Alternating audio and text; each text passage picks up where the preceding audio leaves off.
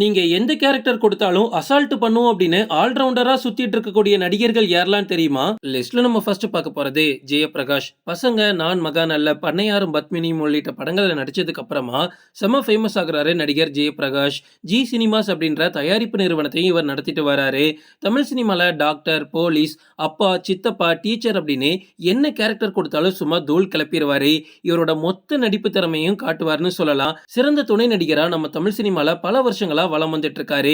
ஒரு சில திரைப்படங்கள்ல பயங்கர சைலண்ட் வில்லனாவும் இவர் நடிச்சு மிரட்டி இருப்பாரு. ஜெயபிரகாஷ்க்கு நம்ம நிறைய அவார்ட்ஸ் கொடுத்திருக்கணும்.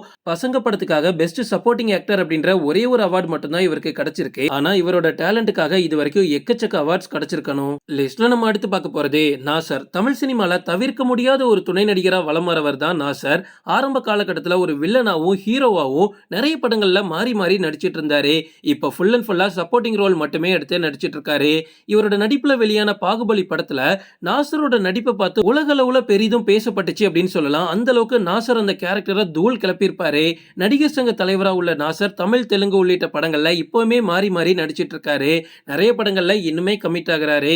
இவரோட தனித்துவமான குரல் மற்றும் நடிப்பிற்காகவே இவருக்கு ரசிகர்கள் பட்டாளம் ஏராளம்னு சொல்லலாம். லிஸ்ட்ல நம்ம அடுத்து பார்க்க போறது குரு சோமசுந்தரம். 2011ஆம் ஆண்டு வெளியான ஆரண்ய காண்டம் படம் பார்த்திருக்கீங்களா?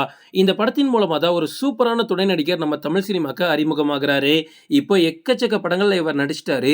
தூங்கா நகரம், பேட்டை, ஜிகர்தண்டா இந்த 3 படத்துல இவரோட நடிப்பை பார்த்திருக்கீங்களா? அவ்வளவு அற்புதமா இருக்கும். அதே மாதிரி ஜெய்பீம் படத்துல பப்ளிக் ப்ராசிக்யூட்டரா இவர் வருவாரு. சூர்யாவுக்கு எதிராக ஒரு வழக்கறிஞரா நடிச்சிருப்பாரு. உண்மையாவே இவரெல்லாம் நம்ம தமிழ் சினிமாவுக்கு கிடைச்ச வரம்னு சொல்லலாம். அதுவும் ஜிகர்தண்டா படத்துலலாம் இவரோட டயலாக் கேட்டு கேட்டு சிரிச்சு விழுந்த காலம் அது. லிஸ்ட்ல நம்ம அடுத்து பார்க்க போறது சத்யராஜ். தமிழ் சினிமால ஒரு மாபெரும் வில்லனா அறிமுகமானவர் தான் சத்யராஜ். ஆரம்பத்துல இவரை பார்க்கும் போதே அவ்வளவு பயங்கரமா இருக்கும். நிறைய பேர் இவரை பார்த்து பயப்படலாம் செஞ்சிருக்காங்க. அதுக்கு மிக முக்கிய காரணமே இவரோட ஹைட் அண்ட் வெயிட் தான். ஆனா அந்த 6 அடி அழகாலேயே இவர் ஒரு டைம்ல நம்ம தமிழ் சினிமாவோட ஹீரோவா மாறிட்டாரு. வில்லனா இருந்துட்டு ஹீரோவா மக்கள் அக்செப்ட் பண்ணிப்பாங்களா அப்படின்னு கேட்டா பயங்கரமா வரவேற்பு அப்படின்னு சொல்லலாம். சத்யராஜுக்கு அந்த டைம்ல நிறைய படங்கள் 100 நாள் ஓடி இருக்கு. இவரோட படங்கள்ல இவரோட யதார்த்தத்தை தாண்டி கோயம்புத்தூர் லொல்லு வசனத்தை வச்சு பயங்கரமா மாஸ் பண்ணுவாரு. இவர் பேசக்கூடிய வசனங்களை கேட்கறதுக்கே அவ்வளவு ரசிக்கும்படி இருக்கும். ஒரு டைம்ல இவர் ஹீரோவா நடிச்ச எல்லா படங்களுமே தொடர்ந்து ஃபிளாப் ஆனதுனால இனிமே ஹீரோவா நடிக்க மாட்டேன் அப்படின்னு அவரே முடிவெடுத்ததா ஒரு இன்டர்வியூல கூட சொல்லியிருந்தாரு.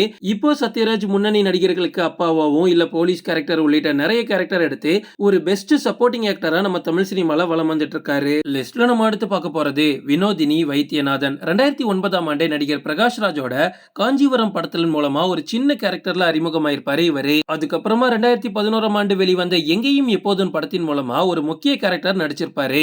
இதுக்கப்புறமா இவருக்கு நிறைய பெஸ்ட் சப்போர்ட்டிங் ரோல் கிடைச்சிருக்கு. வருத்தப்படாத வாலிபர் சங்கம், அழகு குட்டி செல்லம், ஓகே கண்மணி, சூரரை போற்று இந்த மாதிரி படங்கள்ல இவரோட யதார்த்தமான நடிப்பை காமிச்சிருப்பாரு. ஓகே ஃப்ரெண்ட்ஸ், இதோட நான் இந்த வீடியோ முடிச்சுக்கிறேன். இன்னொரு இன்ட்ரெஸ்டிங்கான வீடியோல நம்ம சந்திக்கலாம். Stay tuned.